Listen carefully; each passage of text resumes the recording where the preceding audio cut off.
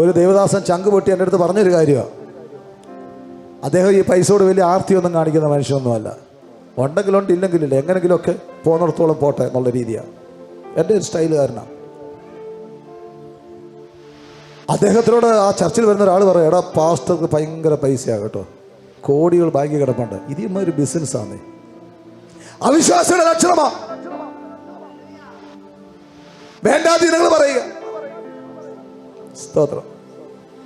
ഇന്ന് ഈ ചർച്ചിൽ അങ്ങനെ ആരുമില്ലെന്ന് ഞാൻ ഹൃദയം കൊണ്ട് വിശ്വസിക്കുന്നു. എല്ലാവരുടെ ഹൃദയം ഇന്ന് തുറക്കണം. കുഞ്ഞെ, ഒരു ദേവദാസന്മാർ കോടികൾ ഉണ്ടായിട്ടല്ല അവർ ദൈവവേല ചെയ്യുന്നത്. അവൻ്റെ ജീവിതത്തിൽ എന്നോ ഒരിക്കൽ യേശു ഇടപെട്ടതാണ്. എൻ്റെ ജീവിതത്തിൽ എനിക്ക് ക്യാൻസർ വന്ന് ഞാൻ ചത്തുപോയവനാ. ആ യേശു കർത്താവ് എന്നെ ഉയർത്തിയ ദൈവത്തിന് വേണ്ടി ഞാൻ നിൽക്കുന്നത് അവനോടുള്ള കടുത്ത സ്നേഹം കൊണ്ടാണ്, പണം നോക്കിയല്ല.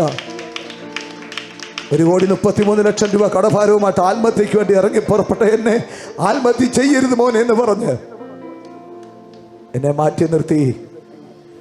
അഭിഷേകം തന്ന, അധികാരം തന്ന കർത്താവ് നിർത്തി.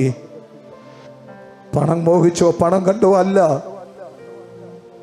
എന്നെ കൈപിടിച്ച് നടത്തിയ എൻ്റെ കർത്താവിന് വേണ്ടി എന്തെങ്കിലും ഒന്ന് ചെയ്യുവാൻ എനിക്ക് സാധിച്ചാൽ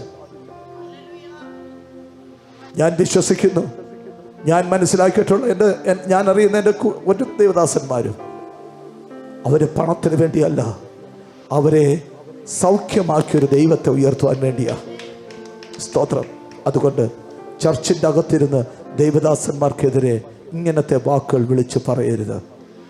നീ അറിയാതെ നിന്റെ ബന്ധനം മുറുകിപ്പോകുന്നു. നമ്മൾ ഒരു ദേവദാസനെ പറ്റി അത് പറയുമ്പോൾ, ചിന്തിക്കുമ്പോൾ തന്നെ നമ്മുടെ ബന്ധനം മുറുകിപ്പോവുകയാണ്. സ്തോത്രം. നിനക്കാകുമെങ്കിൽ മനസ്സുണ്ടെങ്കിൽ കൊടുക്ക്, ഇല്ലെങ്കിൽ വിട്ടേര്. കൊടുക്കുന്നവർ കൊടുക്കട്ടെ. ഹല്ലേലൂയ.